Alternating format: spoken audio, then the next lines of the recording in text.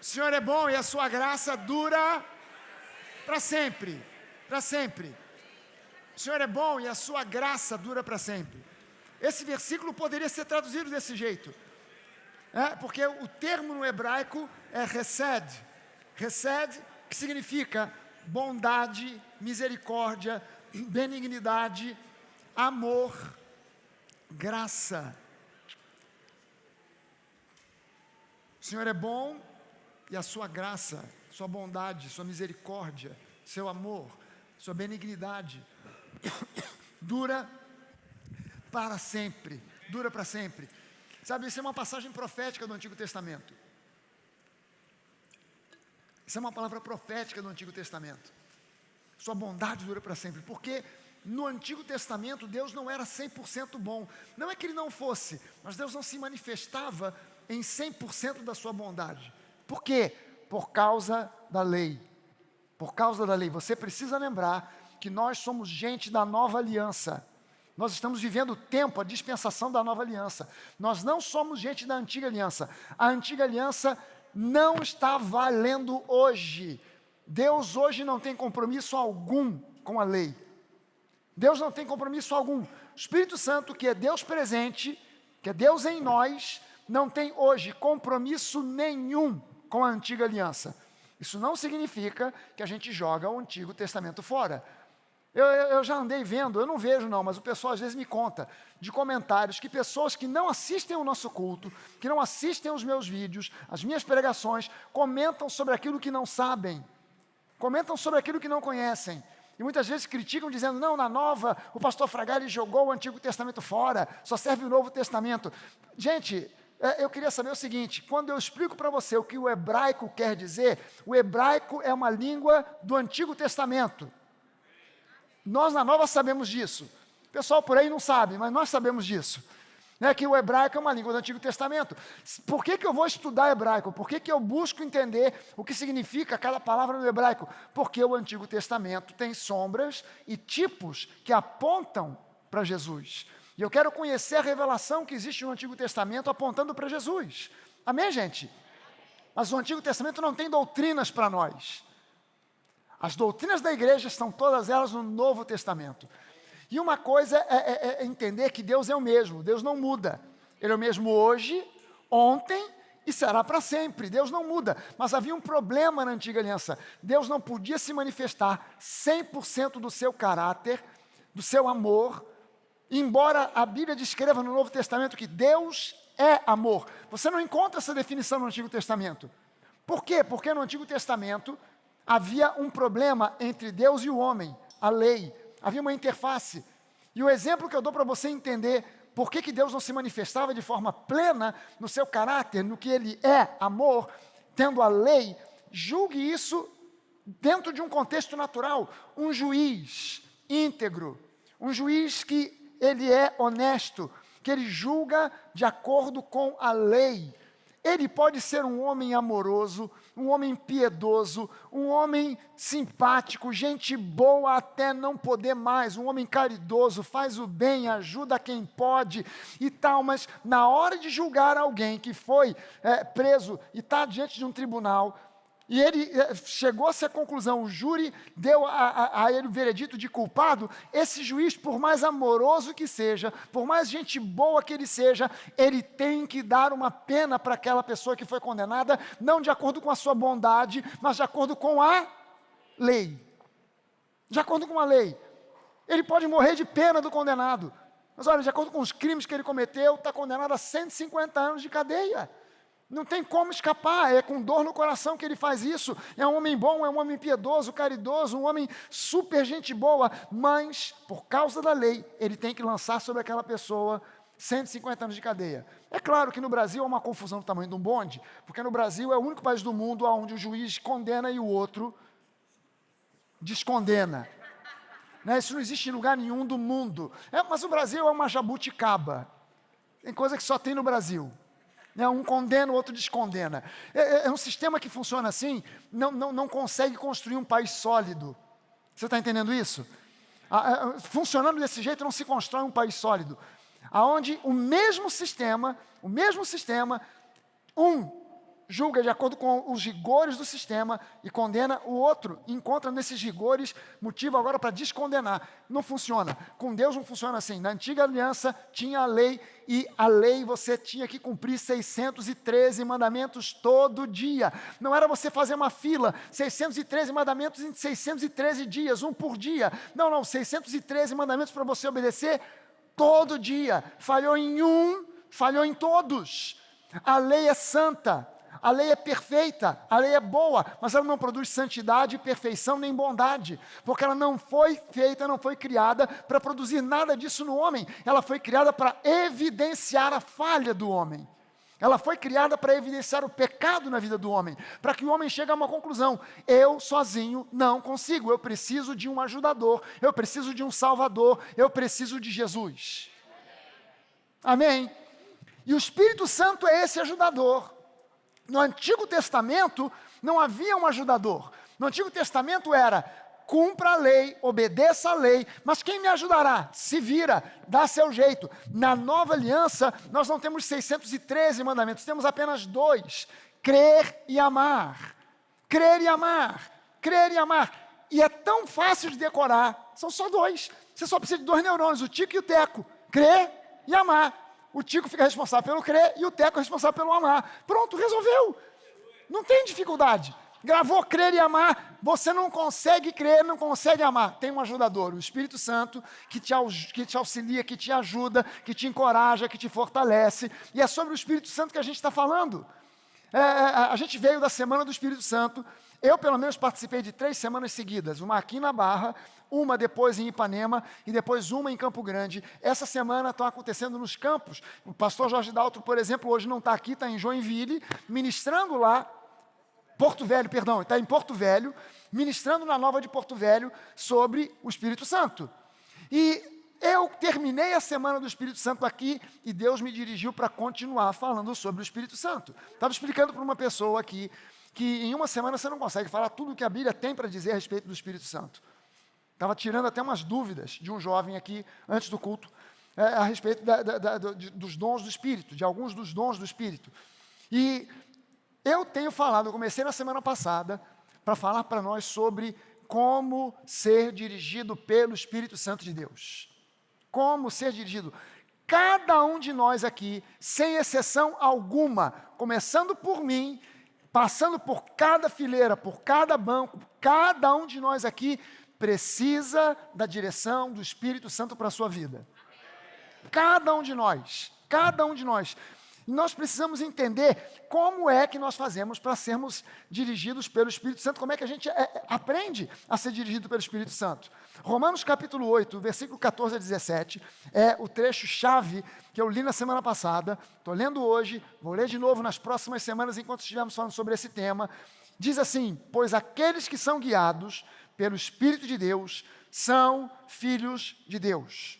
Porque o Espírito que vocês receberam de Deus, da parte de Deus, não torna vocês escravos e não faz com que tenham medo. Você pode levantar uma das suas mãos e dizer: o Espírito de Deus não provoca medo. Amém? O espírito da religiosidade provoca medo. O Espírito de Deus não provoca medo. Vocês não receberam um Espírito para tornar vocês de novo medrosos. Pelo contrário, o Espírito torna vocês filhos de Deus.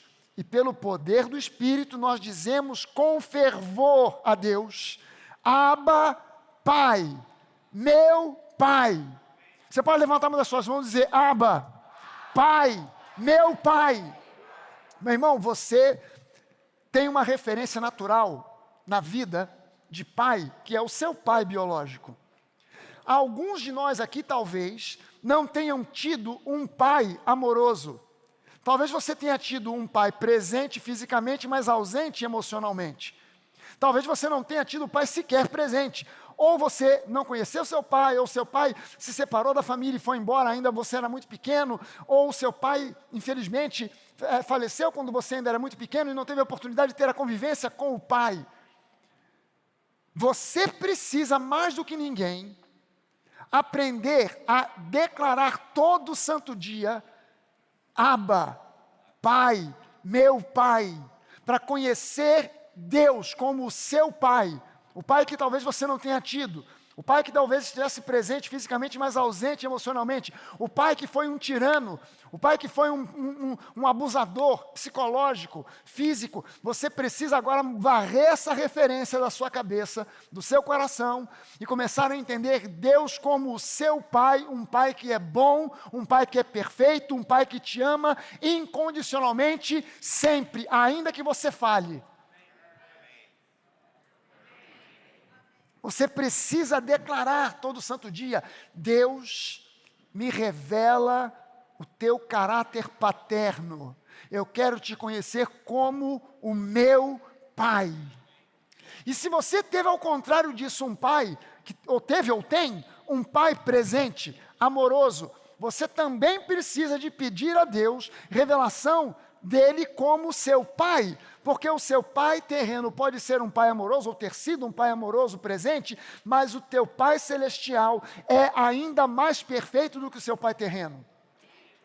Então você precisa também dessa revelação. Aliás, eu costumo dizer que as duas coisas mais importantes para um cristão conhecer: número 1, quem Deus de fato é.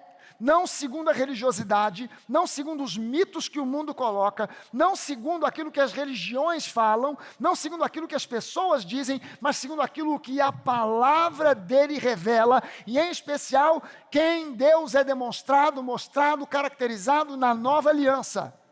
Não dá para conhecer Deus no seu caráter pleno, olhando para a antiga aliança, e as razões eu já falei para você há 2 minutos atrás. Você precisa ir na nova aliança. Para você conhecer Deus genuinamente como Ele é, a primeira coisa mais fácil para você fazer é ler os evangelhos e ver Jesus em ação. Jesus em ação é a expressão clara, cristalina do caráter do Pai. Quando você vê Jesus em ação, você vê o Pai. Aí quando alguém diz para você assim: Deus colocou no fulano uma enfermidade para que ele aprenda uma lição, para que ele ore mais, para que ele se aproxime de Deus. Quando você ouvir essa história, você vai nos evangelhos e procura. Vamos ver aqui Jesus colocando enfermidade em alguém para aprender uma lição. Vamos ver Mateus, Marcos, Lucas, João. Não achei nada, então isso é mentira. Hã? Alô? Quando você ouve alguém dizendo: não, Deus levou você para a falência para que você não se apegue aos bens materiais e se apegue aos bens espirituais. Deixa eu conferir aqui, Mateus. Jesus aqui tirando dinheiro de alguém para não se apegar aos bens materiais, para se apegar aos bens espirituais em Mateus. Não tem. Deixa eu ver aqui, Marcos não tem, Lucas não tem, João não tem. É mentira. Então é mentira, porque o caráter de Jesus não é esse. Algumas pessoas me ouvem falar esse tipo de coisa e são aquelas pessoas que criticam sem ouvir, que criticam sem saber, que criticam sem conhecer. E dizem assim: o pastor Fragale está convidando as pessoas a julgarem os outros. E Jesus mesmo disse: não julgueis, para não serdes julgados. Mas entenda bem o seguinte: você entende que a Bíblia não é um livro de incoerências? Como é que Jesus disse para não ser julgado, se agora Paulo diz para nós: julgai todas as coisas? Será que Paulo está contrariando Jesus? Será que Paulo agora está em oposição a Jesus? Não, Jesus disse para não julgar, mas esquece. Eu, Paulo, digo para vocês: julguem todas as coisas. O contexto em que Jesus fala é uma coisa, o contexto de Paulo é outra. Quando Jesus fala não julgueis, não julgue a ninguém usando o parâmetro da lei, porque você também será condenado, porque segundo a lei não fica ninguém de fora. Jesus colocou o seguinte: vocês fariseus são hipócritas, porque vocês tentam acomodar, acochambrar a lei para os seus. Acho que esses caras eram brasileiros. Os fariseus eram brasileiros, eles tentavam acochambrar a coisa, dar um jeitinho para a lei se adaptar a eles. Então Jesus disse: olha, vocês dizem e acham e pensam que ladrão é aquele que foi lá e surrupiou algo de alguém fisicamente. Porém eu lhes digo, se você apenas olhar com um olhar cobiçoso para o bem de alguém, alguma coisa material que pertence a alguém, você já é ladrão, você já roubou. Você pensa que adultério é o sujeito ir lá e pegar a mulher do próximo, mas eu digo a você que se você apenas olhar com um olhar malicioso para alguma mulher, você já adulterou. Então é preferível que você arranque um olho, ampute o braço direito e entre no céu caolho e maneta do que ir com os 2 olhos e os 2 braços para o inferno. Aí, mas assim quem é que consegue? Exatamente, ninguém consegue. Por isso nós precisamos de Jesus. Amém? Por isso ele tirou a lei e nos deixou agora a graça que é favor imerecido.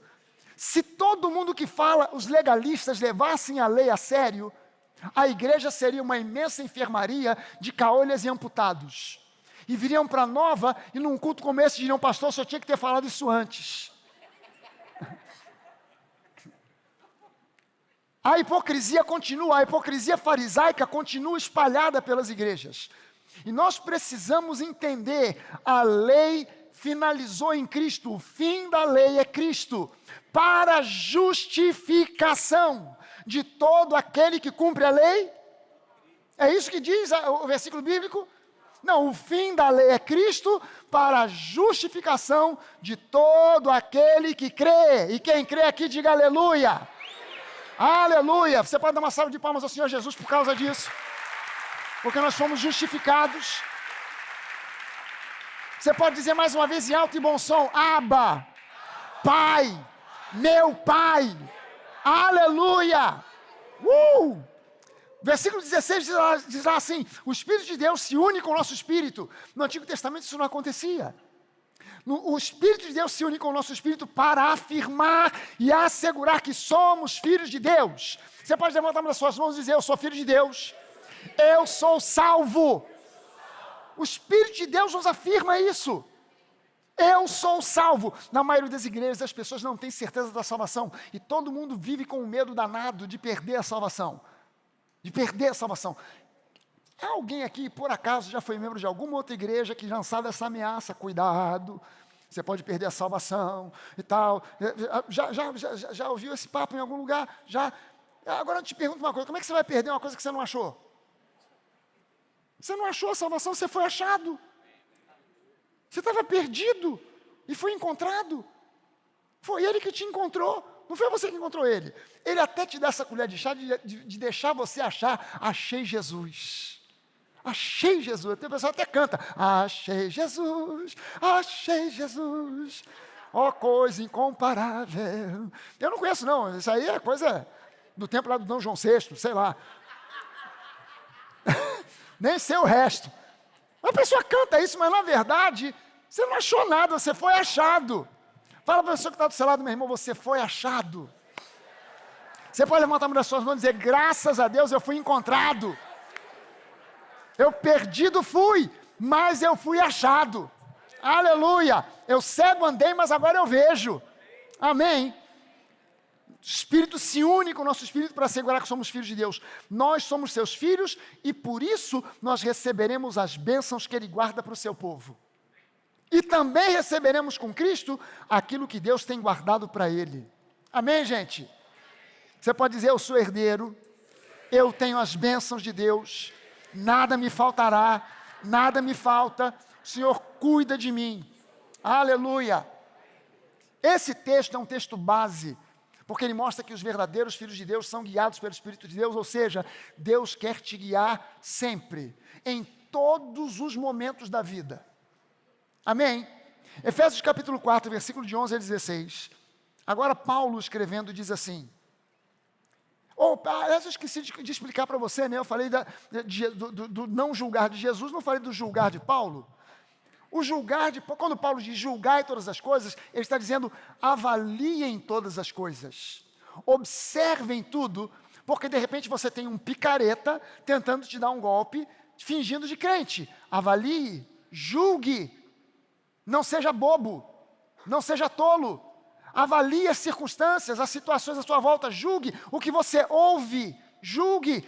A Bíblia inclusive diz no Antigo Testamento que todo profeta deve ser julgado, avaliado, para saber se a profecia dele é real ou não. Isso é no Antigo Testamento, hein, gente? Isso não é no Novo Testamento, não. No Antigo Testamento diz lá, julguem os profetas, para saber se é ou não verdade aquilo que ele está falando, porque se não for, não fui eu o Senhor quem o disse. 2 pontos, apedrejai-o.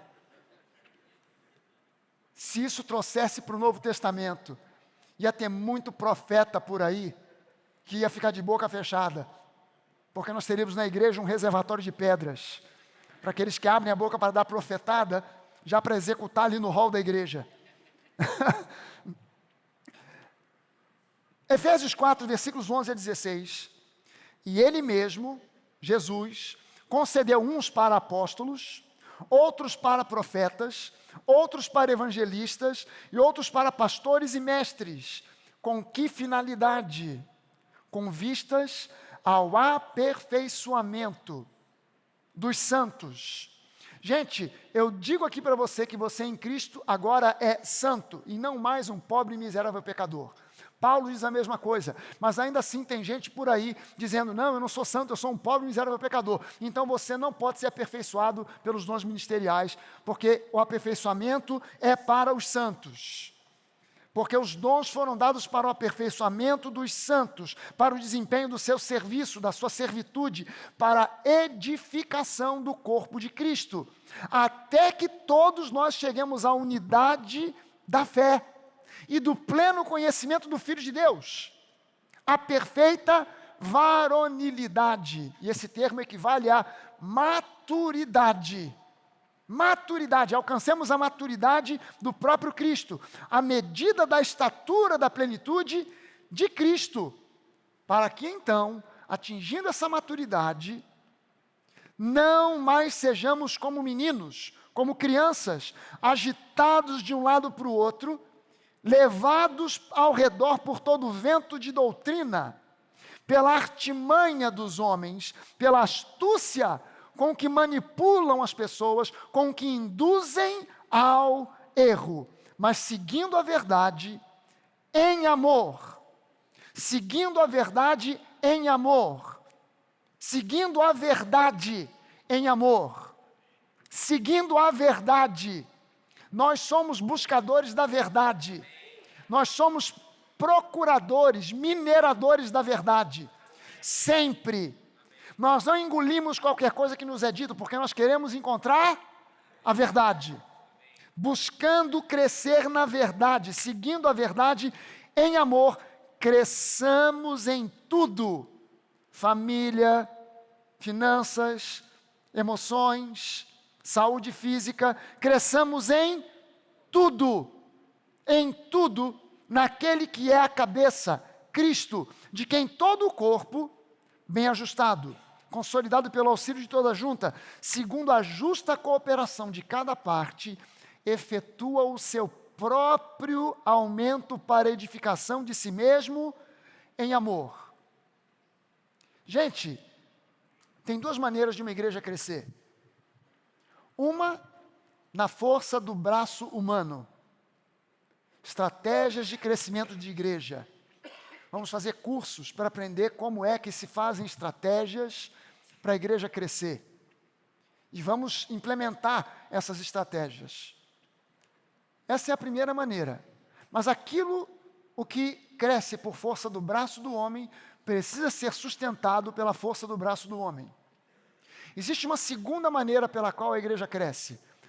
É quando os dons ministeriais, apóstolos, profetas, evangelistas, pastores e mestres, levam a igreja ao conhecimento e ao entendimento da palavra, ao conhecimento revelado da graça e da fé, da nova aliança. A igreja amadurece na palavra, e uma igreja de gente madura é uma igreja que evangeliza e cresce. Essa igreja cresce sem fazer força. Por quê? Porque ela cresce e amadurece. Quanto mais nós amadurecemos em Cristo, quanto mais nós amadurecemos na graça, mais nós exercitamos ágape, o amor incondicional de Deus. O amor incondicional para uma igreja da graça não é um esforço para amar as pessoas, mas é um fluir de um amor sobrenatural que o próprio Espírito Santo derrama nos nossos corações. Quando a igreja cresce e amadurece, independente do pastor fazer apelo ou não, a igreja cresce.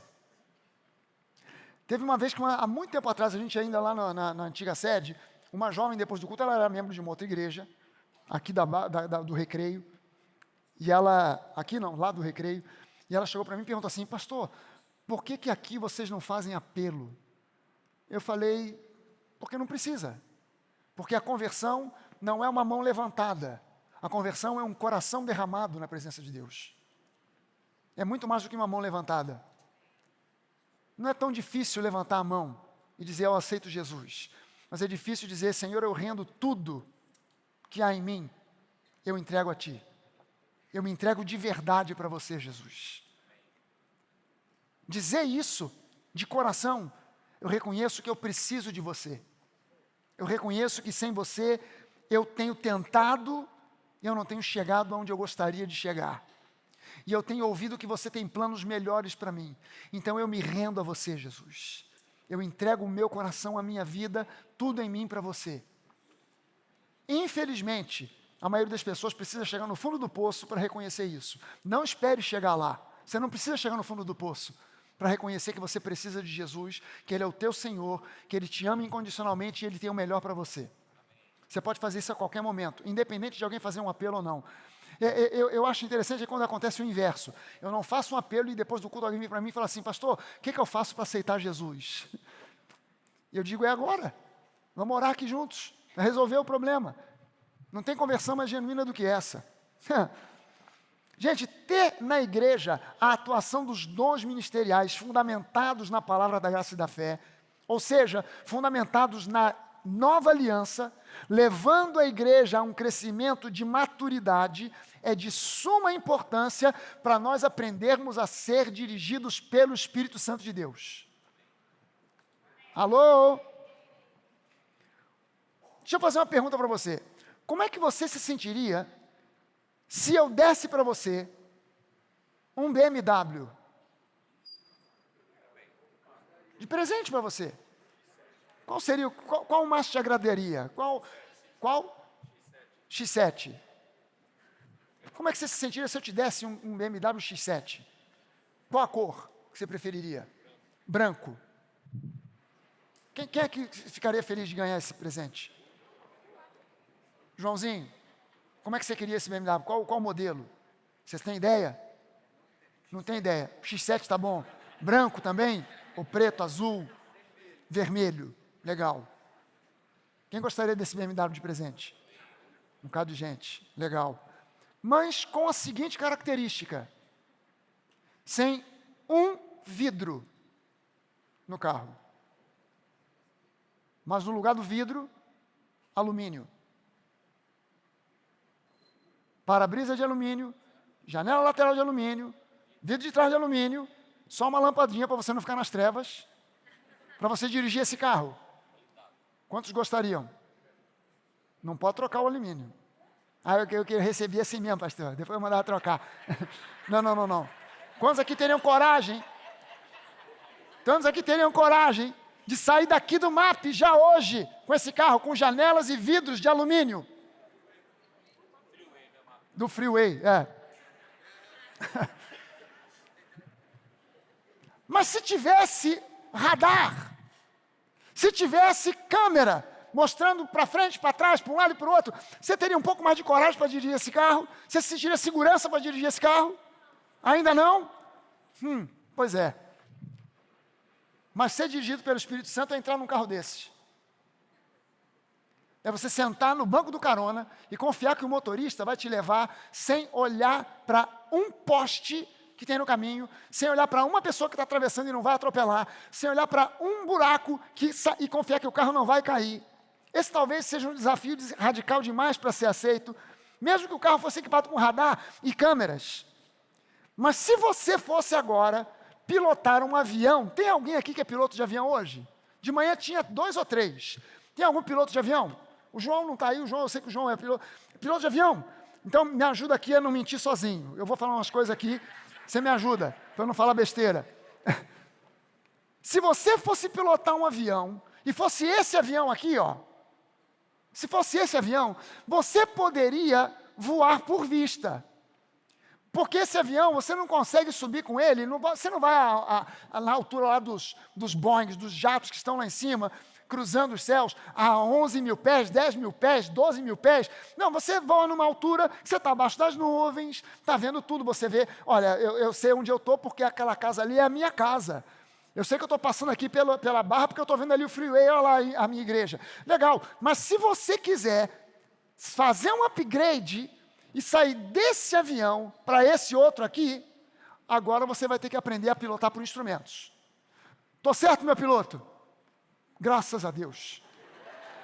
Engraçado, né, que esse avião até tem janela. Mas o piloto não tem como olhar e dizer assim, rapaz, estamos chegando, que eu estou vendo ali, ó, ali o Mickey, estamos chegando na Disney. Não tem essa. E é incrível que o piloto de uma aeronave como essa, ele está no meio do Oceano Atlântico, não tem nada, nem que ele conseguisse enxergar lá de cima, de sei lá quantos mil pés de altura, e olhar e ver alguma coisa, ainda assim ele não conseguiria dizer, olha, estamos mais perto ou ainda estamos longe. Não, ele tem que aprender a confiar nos instrumentos do painel. Ele tem que aprender a confiar, a usar. Agora, para fazer esse upgrade daquele aviãozinho teco-teco amarelo para esse Boeing, tem que fazer um treinamento. Você, para ser dirigido pelo Espírito Santo, não pode ser por vista. Por quê? Porque a própria palavra de Deus, ela nos ensina aqui que nós não andamos por vista, mas por aquilo que a gente crê. Quem aqui assistiu os filmes Guerra nas Estrelas? Eu não estou falando desses últimos, não. Esse último aí é tudo meio fake. Estou falando do raiz. Darth Vader, Luke Skywalker, tá? A Estrela da Morte. Estou falando do Guerra nas Estrelas raiz. Quem assistiu aqui? Gente, você não tem espírito de colecionador de pegar os DVDs para assistir, não? Em casa, fazer maratona Skywalker, maratona Guerra nas Estrelas. Quem é que topa fazer comigo aqui uma luta de sabre de luz? Pastor João, vem cá. Joãozinho, tu é fã? Tu é fã de Guerra nas Estrelas? Deixa isso aqui um pouquinho mais para longe que depois eu pego. Qual que você quer? Escolha as armas. Tu quer esse? Eu acho que esse aí tem que apertar um botãozinho aí para...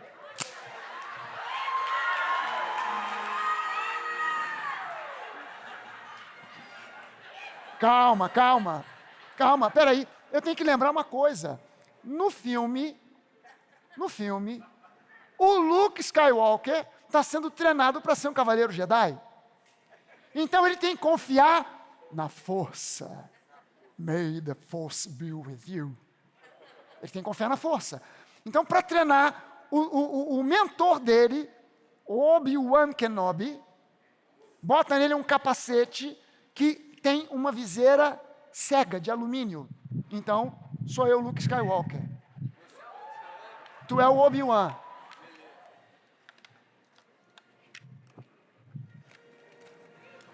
Cadê a igreja, gente?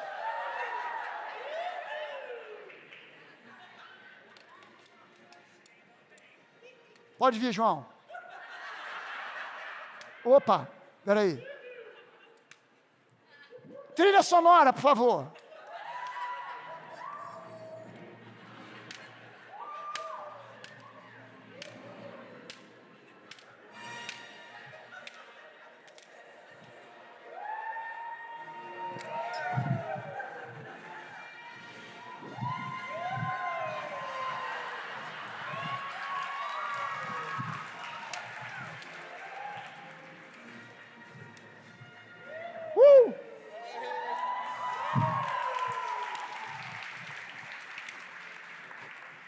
Gente, a parada do filme era o cara ser dirigido pela força, sem ser guiado pelo aquilo que ele via. E o Obi-Wan, quando ele começa a ter dificuldade, ele fala, mas é difícil esse negócio. E o cara fala, Luke, os teus olhos te enganam. Você não pode confiar neles. E aí ele começa a ser treinado para ser dirigido pela força. Você e eu temos que ser treinados para sermos dirigidos pela força do Espírito Santo de Deus. Amém, gente? de entender para que lado Ele quer que a gente vá, embora nós não estejamos vendo nada. Por quê? Porque nós andamos por fé e não pelo que vemos. Nós andamos por fé. Entenda bem o seguinte, eu já disse isso aqui e vou ter que repetir para você.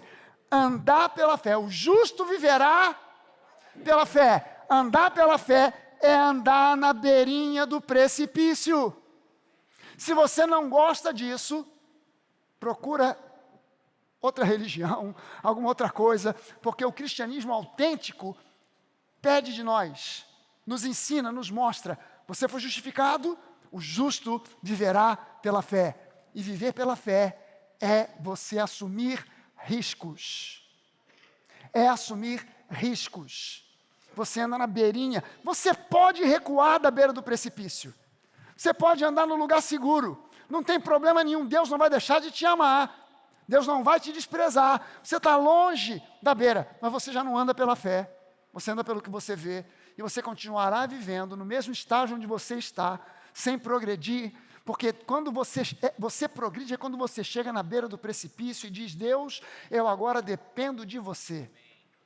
Eu agora preciso de ser guiado, orientado. Eu preciso que a minha fé agora, ela faça com que você veja em mim um espírito dedicado, voltado para a tua palavra, para o teu espírito, para a tua vontade, porque eu vou seguir adiante e eu tenho confiança de que o Senhor vai me abençoar.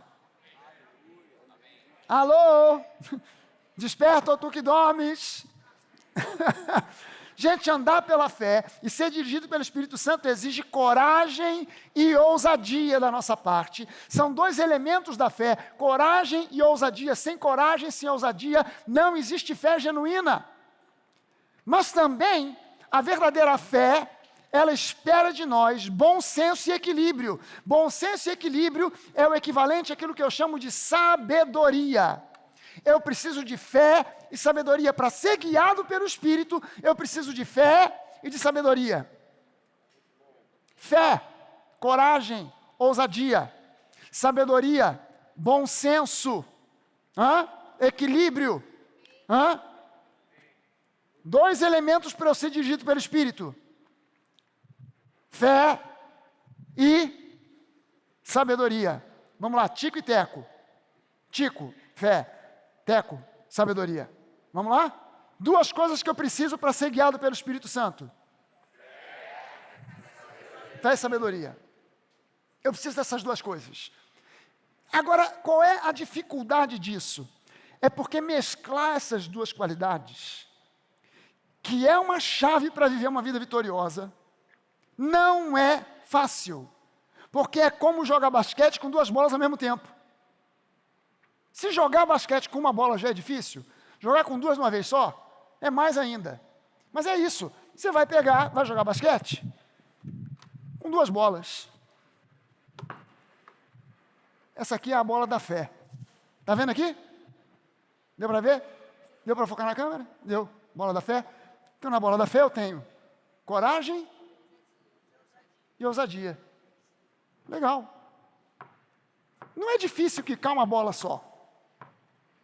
Eu podia ficar aqui o resto do culto inteiro, só com essa bola aqui. Mas eu tenho uma outra bola aqui, que é a fé, que é a bola da sabedoria. Sabedoria envolve equilíbrio e bom senso. Não é difícil quicar só essa bola. Não tem dificuldade com isso aqui. O problema é quando a gente tem que quicar as duas.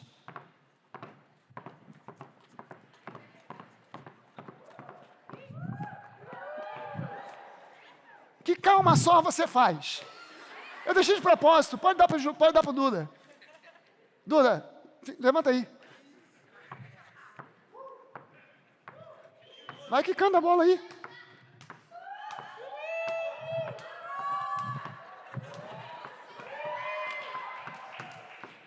Faz uma cesta aí.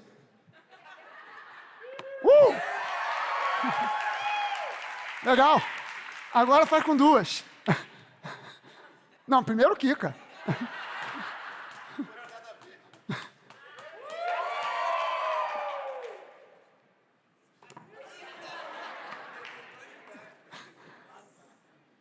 Você está entendendo que as pessoas às vezes ficam fazendo essa opção.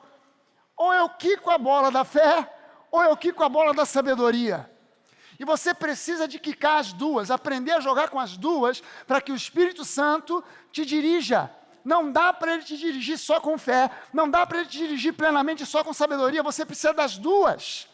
Você precisa dessas duas bolas, dessas duas áreas. Você precisa dessas duas coisas atuando, agindo em você.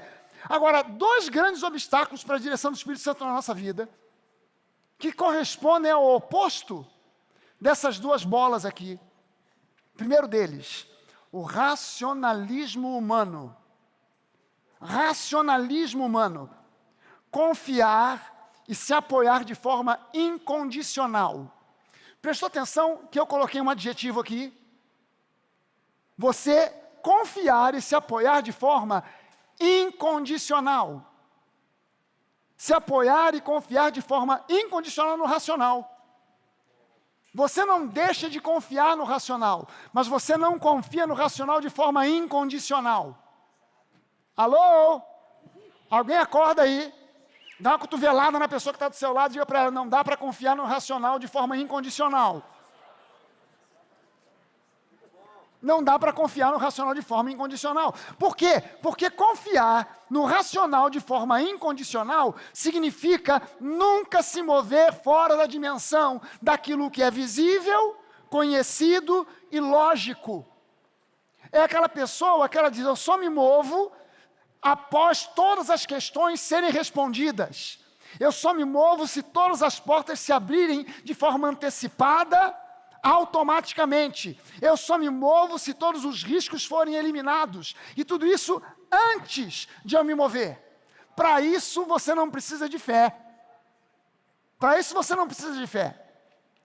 Mas andar pela fé e ser dirigido pelo Espírito exige ousadia, porque requer de nós a coragem de assumir riscos. A coragem de assumir riscos. Mas eu não assumo riscos de qualquer maneira. Eu não assumo riscos de qualquer jeito. Eu preciso gastar tempo em oração para as decisões que envolvem risco na minha vida, assim como para qualquer outra decisão. Mas naquelas que envolvem risco, eu preciso de gastar tempo em oração. Gastar tempo em oração. Eu preciso enfatizar isso para você. Gastar tempo em oração. Porque as pessoas que criticam a palavra da graça acham que nós não oramos. Mas eu garanto para você que nós, quem anda pela graça, ora muito mais do que quem anda com base na lei. Por quê? Porque quem anda com base na lei faz disputa com os outros de tempo. De quanto tempo ora? Quanto tempo você ora? Quanto tempo você gasta de oração? Gente, não tem nada de errado. Se você diz assim, pastor, eu todo dia gasto 10 minutos. Eu acordo e gasto 10 minutos fazendo o meu devocional. Então eu leio uma passagem bíblica, eu faço um tempo de oração. Eu tenho até um livro que eu comprei, que ajuda. Aqui na livraria tem um livro do Joseph Frin, 100 dias de alguma coisa. 100 dias de favor. 100 dias de alguma coisa, não, 100 dias de favor. Beleza, você vai ler, gasta, não tem nada de errado, ok? Nada de errado. Mas olha só, o pessoal que anda no legalismo começa assim, quanto tempo você orou hoje? Ah, orei meia hora. Eu orei 45 minutos. E a pessoa fica querendo quebrar recorde. Não, você só é crente de verdade se você orar no mínimo 2 horas por dia. Isso às vezes sai do púlpito. Você só é crente de verdade se você no mínimo orar 2 horas por dia. Se você só ora menos de 2 horas por dia, você é um crente vagabundo. Aí a pessoa, meu Deus, então, onde é que eu vou arrumar tempo para orar 2 horas por dia? Senhor, me ajuda. Então, eu já conheci gente que foi demitida do trabalho por causa desse negócio de orar não sei quantas horas por dia. Porque em vez de trabalhar, está orando. Você não é pago para orar, você é pago para trabalhar. Teve um que veio chorar comigo. Isso já há muito tempo atrás, muitos anos atrás. O cara, pastor, fui demitido. Que injustiça. Eu falei, é mesmo, tu foi demitido por quê? Veja só, pastor, porque eu estava assistindo no computador da empresa o culto. O vídeo do culto. Eu falei, ué, mas tu esperava o quê? Tu é pago não é para assistir a mim pregando, não. Tu é pago para o teu patrão, para tu fazer o trabalho que você tem que fazer. Não é para ficar vendo vídeo do culto. Mas uma coisa tão santa, pastor. É santo, mas não dá grana para o patrão. Então você foi demitido justamente, e tinha que ser por justa causa. Ah, o inimigo está furioso. Está não, o inimigo está furioso. O diabo está num canto dizendo assim, ó, eu não tenho nada com isso não. Ele se demitiu sozinho, ele mesmo que se arroscou todo aí. Porque a pessoa recebe aquele peso, não, eu tenho que ver, eu tenho que orar, e gastar tempo. Olha só, quem está na graça, o conselho de Paulo em relação à oração é, orai sem cessar. Então não é simplesmente você separar 2 horas. Se você separa 1 hora, 2 horas do dia, 15 minutos, 10 horas, 1 hora, que seja, 15 minutos, não tem problema nenhum. Mas entenda bem, você precisa estar em constante espírito de oração. É de manhã, de tarde, de noite, no carro, na escola, na faculdade, no banheiro, tomando banho, pastor, orar, tomando banho, e se Jesus voltar, qual o problema? Você tem que estar... Eu vivo em constante diálogo com Deus. Eu vivo num constante diálogo com Deus para tudo, em todo momento, falando sobre todas as coisas. Eu às vezes reclamo com Deus da comida. Eu me queixo com Deus a respeito do trânsito. Eu falo com Deus a respeito de qualquer coisa, a qualquer momento, em todo momento. Por quê? Porque você e eu temos que andar conectados com Ele 100% do nosso tempo. Amém? Eu vou dormir, eu peço a Deus. Jesus fala comigo até dormindo. Por quê? Porque eu quero estar conectado com Ele 100% do meu tempo, 24 horas por dia, 7 dias por semana, 365 dias por ano. Amém, gente? Orar sem cessar. Então eu preciso, bota isso no seu coração. Eu tenho uma decisão para tomar. Eu preciso pedir que Jesus fale comigo, que o Espírito Santo me oriente, me dirige, e eu preciso gastar tempo em oração. Eu preciso gastar tempo em oração para ouvir de Deus. E eu preciso também aprender a observar o que está acontecendo ao meu redor. E avaliar, julgar riscos, sem me deixar vencer pelo medo. Gente, se eu decidir saltar de paraquedas, eu vou procurar uma escola de saltos que seja altamente confiável. Por quê? Porque é uma situação de risco, não é isso? Vou me despencar, sei lá quantos metros de altura, com uma sacola nas costas. Eu preciso avaliar os riscos desse negócio. Aí eu chego numa escola e digo, eu tenho matrícula aberta? Não, assim, as matrículas estão abertas. Como é que são os índices de vocês aqui? Olha, a gente tem recebido, tem feito saltos de 5 alunos de cada vez. De cada 5, 3 morrem. Mas o senhor pode se matricular agora, é R$10. Eu vou dizer, olha, muito obrigado, estou avaliando, estou pensando, não vai ser agora que eu vou me matricular. Por quê? Porque nessa escola o risco é altíssimo. Aí eu chego numa outra e diz, nunca tivemos um acidente. Aqui a gente toma todos os cuidados preventivos, a gente dobra o paraquedas com cuidado, a gente ensina todas as técnicas e tal. Cara, aqui o risco é menor, pode até acontecer, mas o risco aqui é bem menor, então é nessa que eu vou me matricular.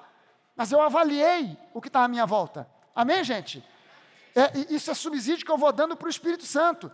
Veja bem, em 1 Coríntios, no capítulo 2, Paulo, ele fala, olha, quando eu fui ter com vocês aí em Corinto, eu não fui com sabedoria humana, eu não fui com um jeitão de sabedoria, eu não fui com ostentação de linguagem e sabedoria humana, para que a fé de vocês não se apoiasse em sabedoria humana.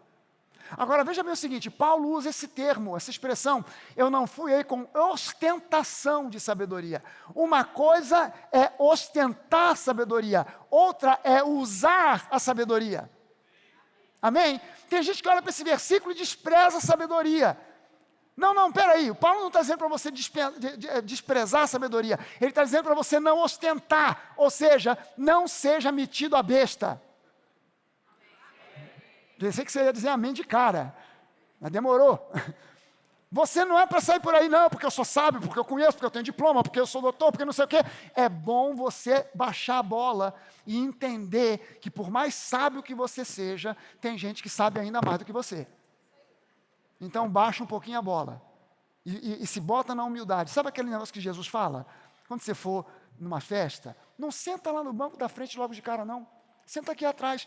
Para que não aconteça que você sentando na frente, tu não conhece ninguém. Chegou, se acha o cara. Sentou na frente, vem o dono da festa e fala assim, faz favor, vai lá para trás. Não te conheço, não te convidei para cá. Tem o fulano que é o doutor, que é o convidado, que vai sentar aqui. E você... É preferível ficar lá e alguém chegar para você, por favor, poxa, estou lhe reconhecendo, você, poxa, camarada maravilhoso, por favor, senta aqui na frente. Não é para ninguém ficar agora, chegando na igreja, vou sentar aqui atrás, só vou para frente se o pastor convidar. Tem nada a ver uma coisa com a outra, pelo amor de Deus. Não mistura alhos com bugalhos, não, por favor. Ser guiado pelo Espírito Santo não significa jogar fora o seu cérebro. Em muitas igrejas, o que se faz é uma manipulação para que todas as vezes que você vai à igreja, você deixe o cérebro em casa. E fique mais fácil de ser manipulado. Você precisa entender que em Cristo você e eu somos livres. Amém? Pastor nenhum tem que dizer que carro eu vou comprar ou deixar de comprar. Pastor nenhum tem que dizer onde eu vou morar ou deixar de morar. Pastor nenhum vai dizer para mim qual a roupa que eu tenho que usar ou deixar de usar. Porque em Cristo eu sou livre e eu tenho bom senso. Ok? Eu não venho para a igreja de sunga. Nem para a praia eu vou assim. Eu estou acostumado a usar bermuda de surf, então nem para a praia eu vou de sunga. Quem dirá vir para a igreja? Porque eu tenho bom senso. Vocês, as mulheres aqui, não vieram para a igreja de calcinha, quer dizer, de fora. Vieram usando do modo adequado, que tem que ser. Por quê? Porque vocês têm uma coisa chamada bom senso. Se aparece uma mulher aqui para assistir o culto de biquíni, a gente vai olhar e vai dizer assim, cara, ou está querendo aparecer demais, ou a pessoa tem problema mental, vamos ajudar essa pessoa, porque ela é completamente desequilibrada. Veio para o culto de biquíni, sapato alto e bolsa pendurada. Quer dizer, ela não está regulando bem na cabeça. Não precisa ninguém dizer isso para você, porque você tem uma coisa chamada bom senso, então você vem para a igreja e não deixa o cérebro em casa. A gente continua usando a nossa inteligência. O Espírito Santo não pede que você abdique da sua inteligência, do seu bom senso, para ser dirigido por Ele. Amém? Segunda coisa que pode impedir você de ser dirigido pelo Espírito Santo: misticismo. Misticismo. Presta atenção no que eu vou te dizer. Palavras proféticas, sonhos, visões, sentimentos, sensações, não são fontes primárias de direção do Espírito Santo para a vida de ninguém. Vou repetir, porque acho que só nós 4 aqui entendemos.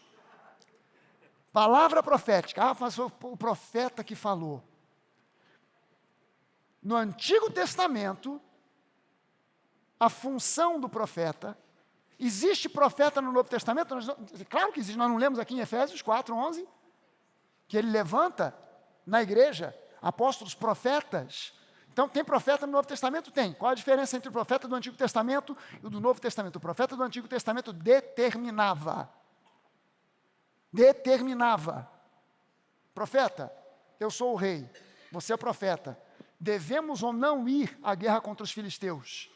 O momento que eu vou lá consultar Deus. Senhor, o rei aqui está querendo saber, o povo deve ir à guerra contra os filisteus ou não? E Deus falava com o profeta, e o profeta trazia o recado. Olha, Deus disse o seguinte, se vocês forem, vocês vão se arrebentar todos. Não vão. Aí o rei determinava, não iremos à guerra. Acabou. Ou o contrário. Qual é a diferença? No Antigo Testamento o profeta determinava. No Novo Testamento o profeta, no máximo, confirma. Porque você tem o Espírito Santo habitando em você. E ele não é mudo, nem é tímido. Ele quer falar com você todo santo dia. Então ele está em você. Alguém que tem um ministério profético, não é alguém que de repente se levanta querendo dar profetada. Porque nessa de profetada, saem as coisas, aquela pérola maravilhosa. Teve um que mandou uma para mim que foi uma maravilha. Arruma a tua vida, porque vais morrer. Se eu não tivesse maturidade, eu ia voltar para casa deprimido, já pensando, olha, vou pagar a conta de luz, que é para não deixar para a Denise, porque eu vou bater as botas. Eu já vou pagar logo luz, gás, deixar tudo já ajeitado, porque eu vou bater as botas. Quando você recebe uma profecia desse tipo, você tem que usar da contra-profecia. Você já ouviu falar que existe informação e contra-informação, não é isso? Então também existe profecia e contra-profecia. O cara diz para você, eis que o Senhor me mostra estás no caminho da falência, te conserta com ele antes que o mal chegue na sua vida, porque o Senhor está enviando. Você faz uma contra-profecia. Eis que transfiro o mal que vinha para mim, para ti.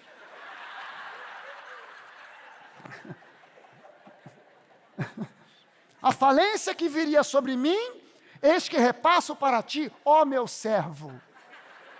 Assim te diz o Senhor, leva esta bodega contigo.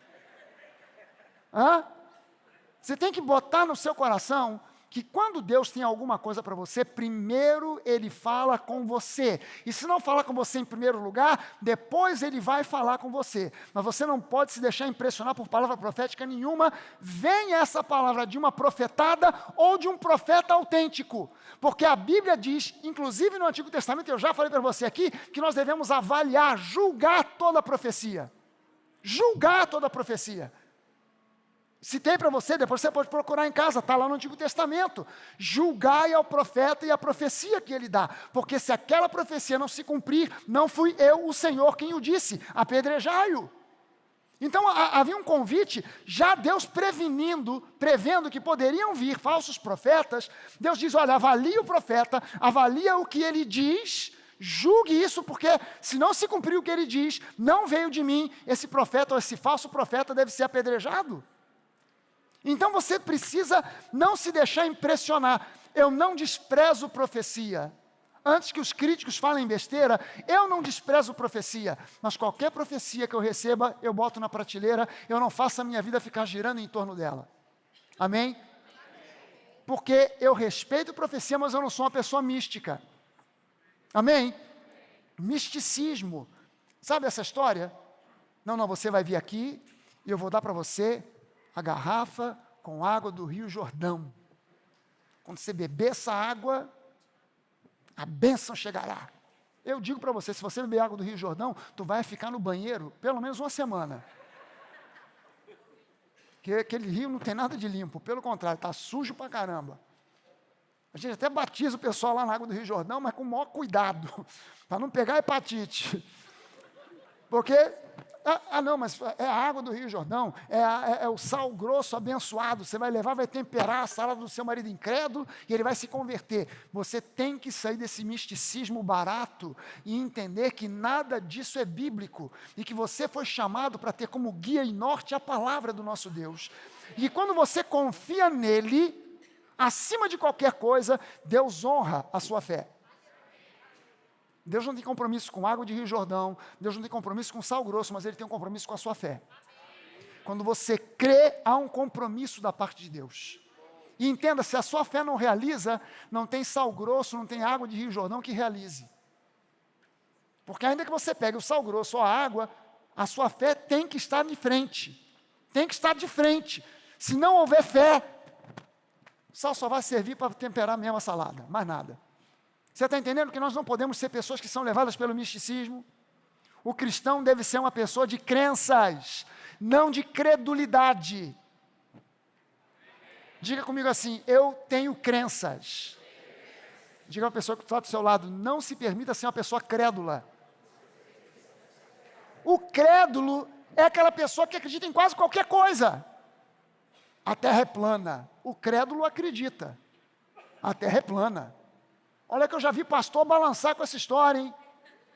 A terra é plana, não tem lógica. Eu vi no YouTube. O avião, na verdade, não dá a volta, ele vai e volta.